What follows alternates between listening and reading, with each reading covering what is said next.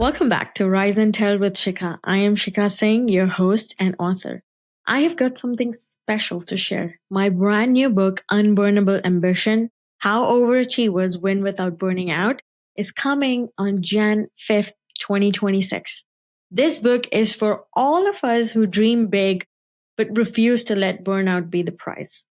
If you'd like early chapter, preview, and launch bonuses, head to shikhasingh.com/unburnable ambition and sign up today. Now let's dive into today's episode. Today we have with us Dr. Andy Neillie. Welcome to our show, Andy. How have you been? Good. Great to talk with you again. Looking forward to a spirited conversation. Same here. Absolutely. It's my pleasure. And I thank you for taking out time from your busy schedule for gracing us with your presence on our show today, Andy. Well, you give me a lot more credit than I deserve. It's an honor to be with you. Looking forward to it. Looking forward to it. All right. So let's just dive right in, Andy. I know you've had a lot of experience as a leader yourself. You have your very successful business.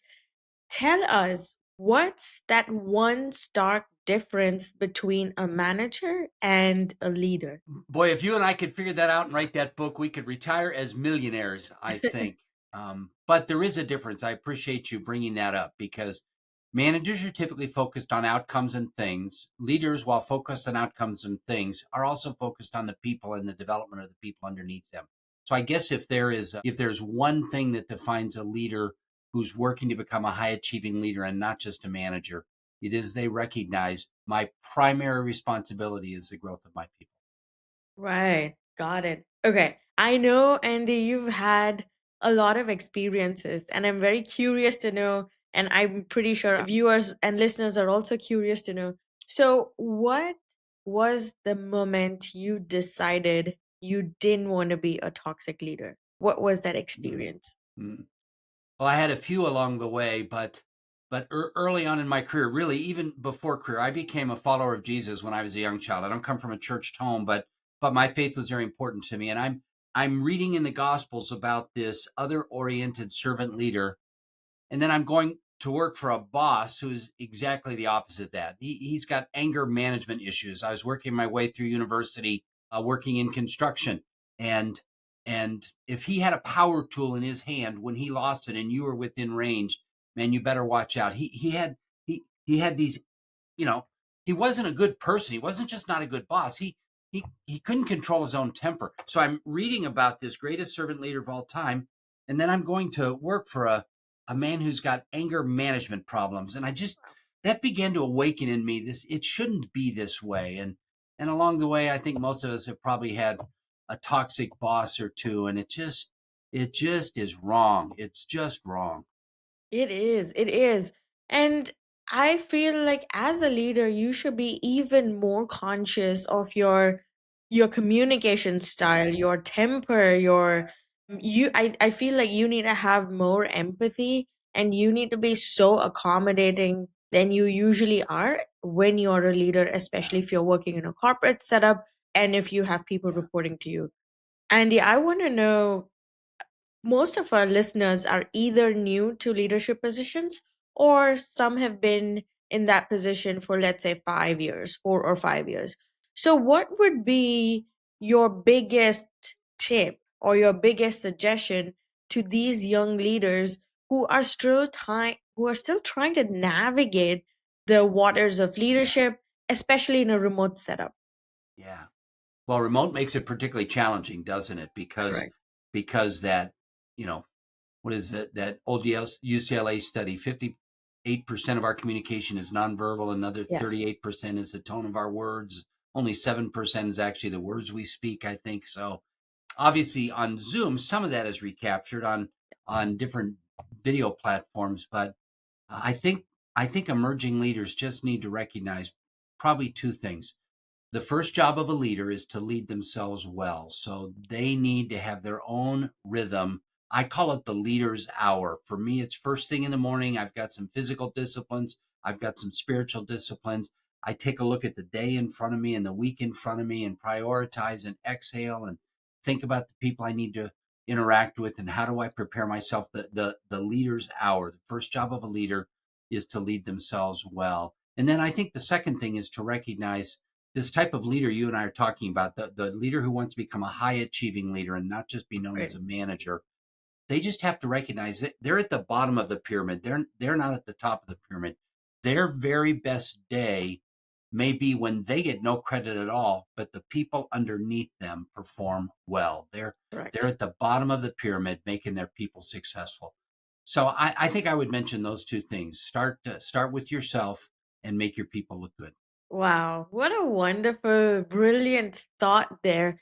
I never saw or never heard it from that perspective because all the time people are thinking about how to grow, how to climb the corporate ladder, Yeah. and how instead of being at the bottom, everybody wants to be at the top. But then when you mentioned that point, you realize that yes, being a leader is definitely a thankless job.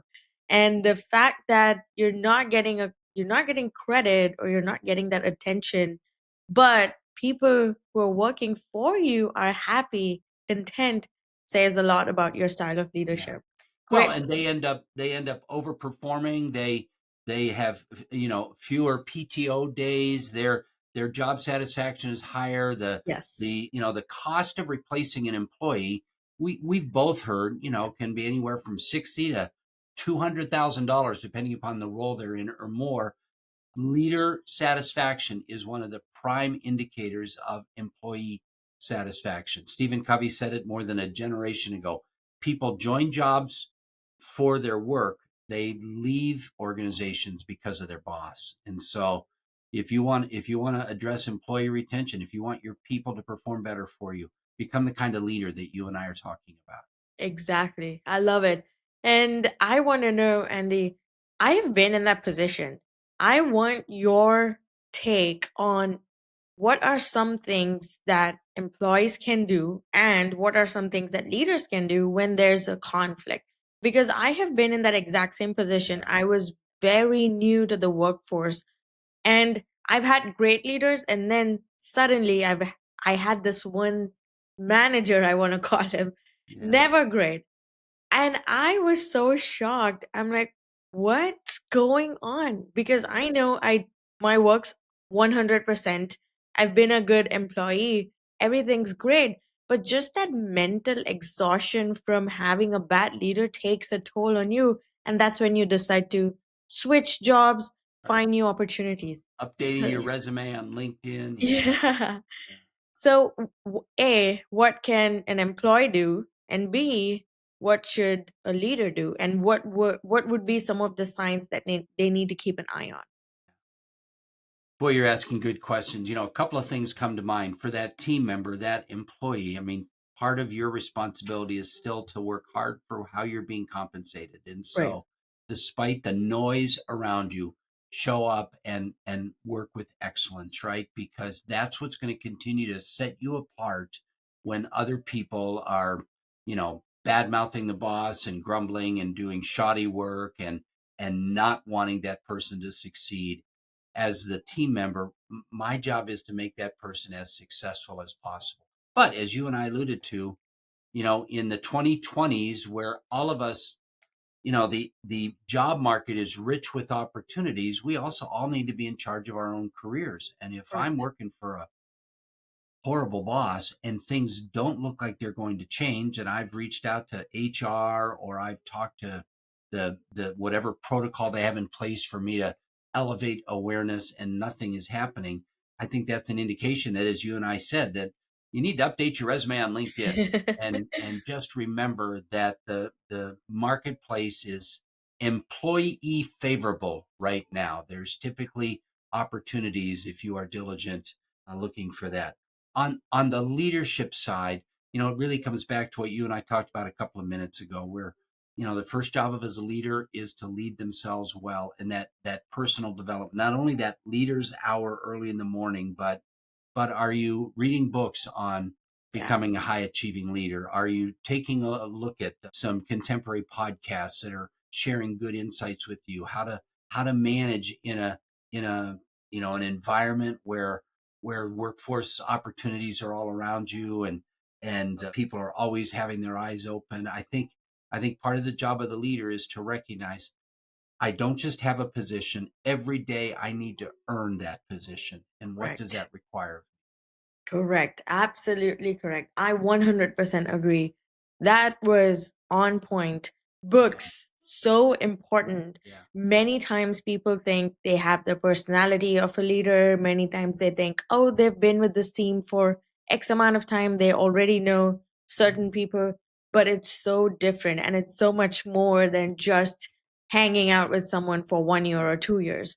Yeah. And books on leadership are so important because I feel they give you a different perspective and certain pointers that you had no clue about. Emotions, for example. Yeah. Let's talk about those, Andy. Yeah. I know when it comes to the job, it's yes or no. Is it working? Is it not working? That was the biggest shock that I had when I moved up to a leadership position. I'm like, wow, being an individual contributor was so much more easy, Oh, especially when it comes to the technical stuff. Is it yeah. working? Is it not working? Yeah. That's it. If it's not working, I'm going to fix Binary, it. black and white, and that's it. Yeah. Exactly. But bam, now you're in a leadership position and there are emotions, there's expectations, there's communication, there are strategies. So, what would you tell to someone who is brand new, who isn't used to things being black or white, but now have to face emotions from people of different cultures? Because these days, most of the employers have a very diverse Right. culture. Right. Yeah. Yeah. Well, I think you've already touched on some of that, and that is, first of all, just recognize that the whole irony of it, Sheikha, is the things you talked about, emotions and strategy and conflict and things. In the human HR world, they call these the soft skills. And it just makes me smile because these are like the hardest skills of Exactly. all. Truth of the matter is, I can learn to code. Truth of the matter is, I can learn to create formulas in a spreadsheet. Yes. Being able to read the room and understand who the players are, that's not a soft skill at all. So part of it is you Correct. really do need to become a student of culture, a student of gender, a student of human dynamics, and just recognize I may not be seeing everything I need to see. I Mm, remember when I first started traveling internationally, I spent quite a bit of time in the early 2000s on the road. I've got 5 million frequent flyer miles from working with clients globally and just recognizing I'm working with a team in Japan and they're not giving me anything. I can't get a single team member to really come forward. And I had wow. read in my books on cultural sensitivity before I flew to Japan that they're very subservient, they're very quiet, but actually being in that experiencing and realizing this is hard on me. I Yeah. want more feedback and recognizing, a good leader has got to meet the team member where they're at. And then I flew from Japan on this multi-leg trip to Australia where it's just like, hey, we start drinking beer at 10 o'clock in the morning and we're best friends with everybody. Hey, mate. And all of a sudden you realize the challenge is different. Yes. Japanese culture, they're too respect worthy. I want them to challenge my leadership some. And the Australian, it's like I feel like I'm fighting for every ounce of respect I can get. Whose job is it to be able to move in those dynamics? It's the leader's job to understand cultural, gender, geographic sensitivities. And then, Shika, you kind of got me on a soapbox here. It's not just Japan and Australia and Brazil and Canada and the U.S. It's the dynamics in that office. Who's playing what instruments in that office, Yeah. and the wise leader works really hard at understanding people where they're at. Are you married? What's your partner's name? Do you have Yeah. kids? Do you have dogs? Are you happy where you're at in life? Are you trying to move on? And for me, that means I just need to be a better active listener than I am at times, Correct. really seeking to understand, not just to get my way as a leader. That is so true. I agree. Andy, I agree. Oh, wow. Especially the things that you come to know after having those one on one conversations with your team member and when they share certain personal details, you understand why a person works the way that he or she works. You understand their style, you understand their communication skills, like their whole personality kind of fits when you ask them what's going on at home. Yeah. And I feel like that's something that the industry doesn't prepare us for. When you're working in a very close knit situation, you're going out for happy hours, you're going out for team lunches. It's easy because you're in person. But when it comes to a remote setup, how do you deal with people who've had a personal loss? How would you communicate to someone? How would you show them that you're by their side and that you're going to support them? How, what are some of your tips, Andy? You're asking such good questions. There's that ancient African proverb: if you want to go fast, go alone, but if you Mhm. want to go far, go with the team. And I think Yeah, part of what we're talking about is, how do I make sure that I'm spending enough time with my team, that we're there for the long haul, that we're there, yeah, and because we're all working so much remote, we have to be more purposeful about that. One of the teams I worked with recently, they grabbed hold of a book and they started a book club where they would have Zoom sessions on a book club. And not everybody fully participated. And you could tell some of the people didn't read the book, but they read Patrick Lencioni's book, The Ideal Team Player, which I know you and I are both fans of. It's a great book. yes. There's an assessment tied to it. Sheikha, I actually think the title of it's a great book, and I think the title is wrong, because I don't think the title should be The Ideal Team Player.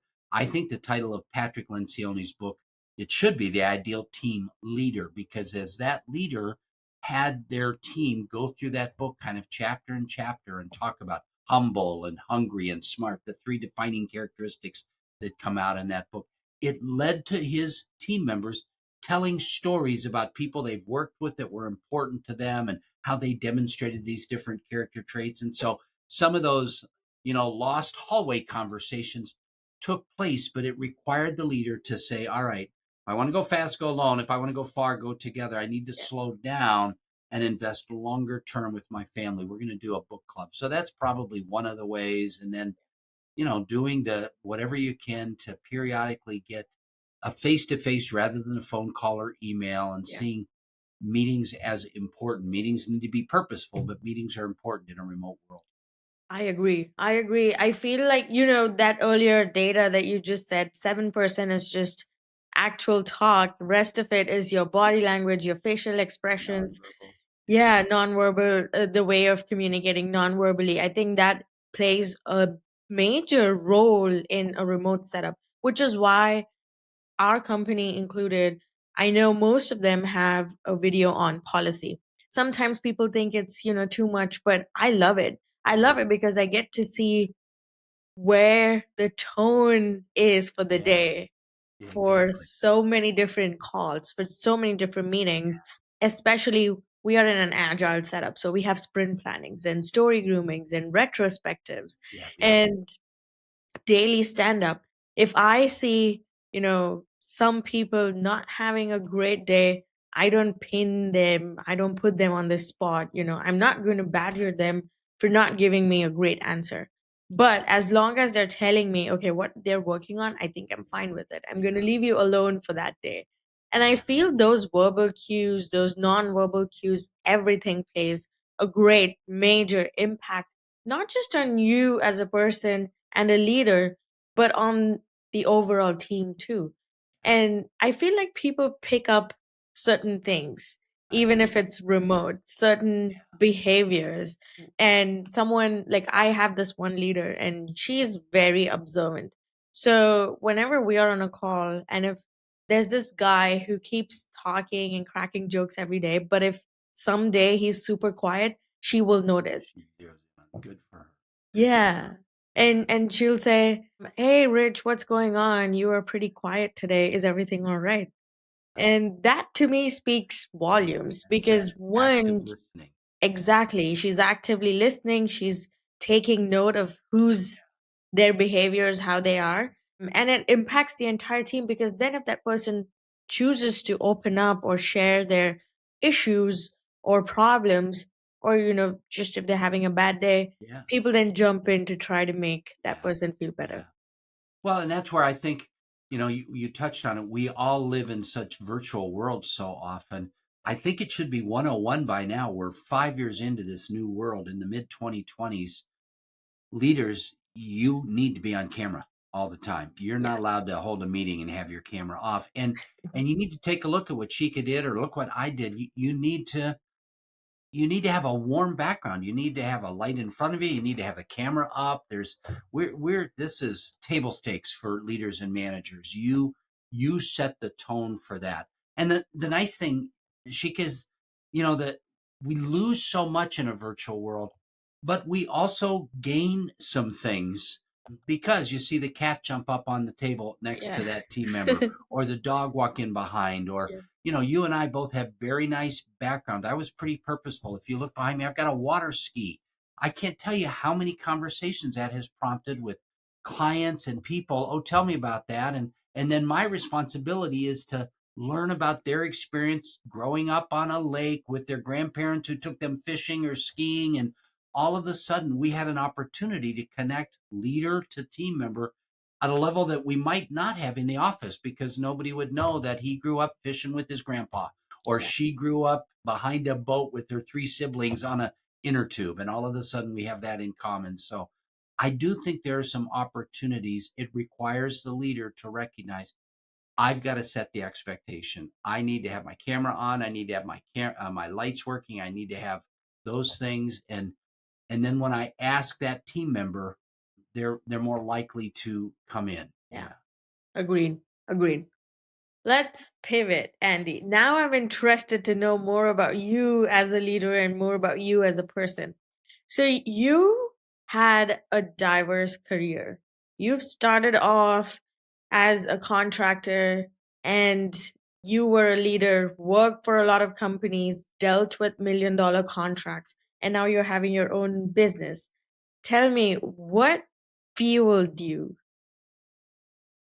There is a kind of a red thread through all of it that I don't think I recognized during the times that I was involved. But as I entered the third of my career now, I'm closer to retirement age than I am to starting my career. I look back, and the whole thing we've been talking about for 30 minutes now, people in positions of influence need to use their influence well. and Right. and if you and I believe that people have callings on their lives, that's my calling, to tell people who are in positions of influence, their responsibility is to use that influence well. And so, when I was working with a frontline sales team managing 11 people, when I've grown this $5 million business around me, when I've earned 5 million frequent flyer miles from traveling around the globe working with Fortune 500 companies on leadership development. It looks like a very varied, different pockets of careers, but none of us come to the same company and stay for 35 years anymore. That's just not, you think about your agile sprints. People have agile careers in some respects. For me, the consistent reoccurring theme, whether I was teaching at the graduate school level or building a small team myself, it was this passion around people that are in positions of influence need to use their influence well. So if you were to summarize my career in a nutshell, it would be that sentence, no matter where I landed. I'm not the best financial person. I'm not the best policies and procedure person. I'm not even really the best active listener that you and I've been talking about. But what makes me really frustrated was when I see bad bosses being bad bosses.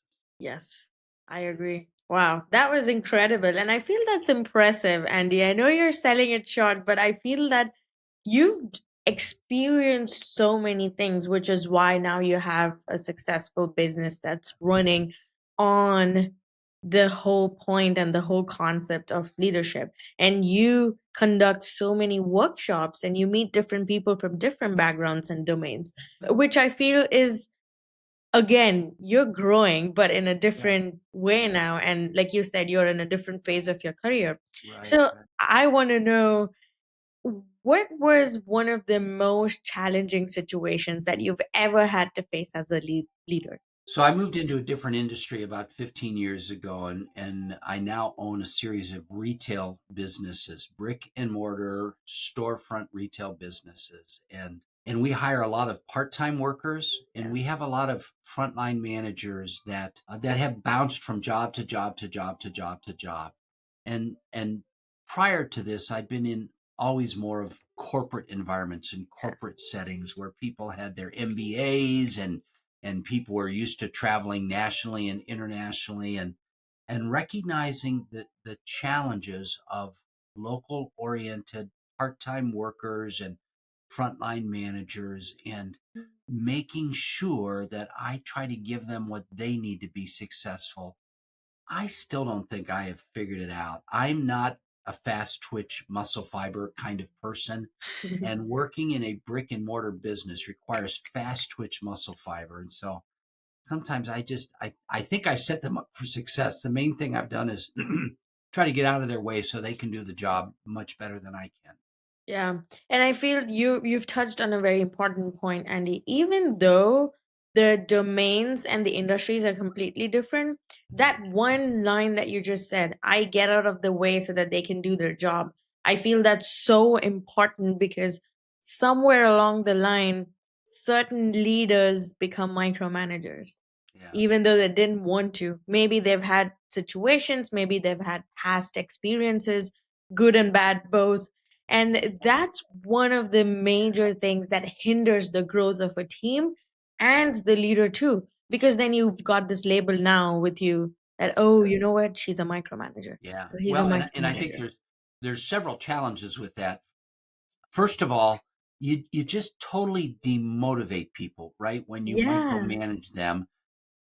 Furthermore, you're blocking their growth. I think part of what a manager who's committed to becoming a high achieving leader, this very conversation we'll focus on for our entire time together, has to recognize I have to give people permission to do things differently than I would have, which means at times they're going to make mistakes. correct. I was promoted into my position because I was a top performer, probably. I know how to solve that, but I'm going to solve it the way I'm going to solve it. I've got to give Andy permission, Yeah. which means at times he's going to be late. He's going to overrun budgets. He's going to write ugly code. He's going to slow the team down.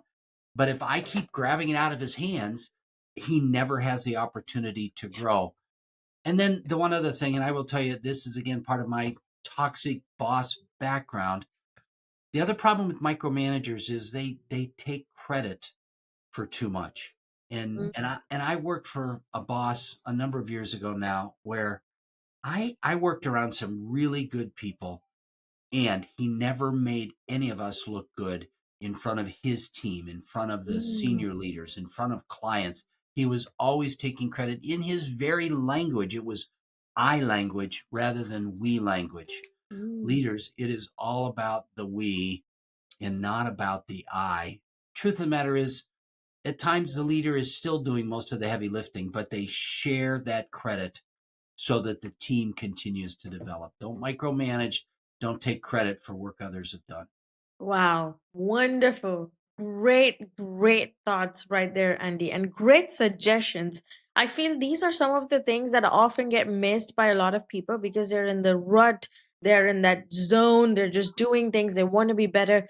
And then when they take a step back Yeah. or when they've had a difficult conversation, I think that's when they realize, oh, I did not even realize I was doing that Yeah. until it was too late. Yeah. Great pointers. I want to thank you, Andy, for all these amazing suggestions that you gave to us today, all these amazing tips for sharing your experiences. But before we end the show, Andy, are there any thoughts that you would like to share with us? Any last suggestions or advice for emerging leaders?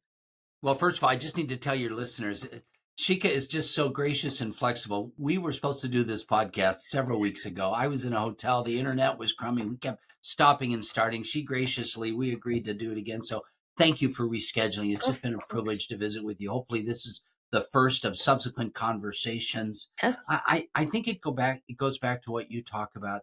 you and I talked about at the very beginning of our time together, and that is the job of a leader is to lead themselves first. Yeah. Become the person that other people would want to follow. Are you the best boss they've ever worked for? Are you one of the best people they know? That's the type of work a leader who's committed to becoming a high achieving leader needs to be doing. Yeah.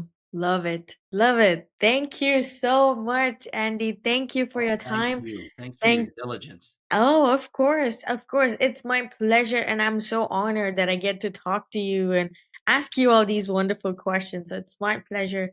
Thank you so much again. You have a great rest of your day, Andy. You too. Thank you. Thanks. Thank you for tuning in for today's episode of Rise and Tell with Shikha. My upcoming book, Unburnable Ambition, is all about how to chase your biggest goals without losing yourself to burnout. You can now sign up at shikhasingh.com/unburnable ambition for early access and launch updates. Until next time, keep growing, keep glowing, and be yourself, and keep your ambition unburnable. Thank you.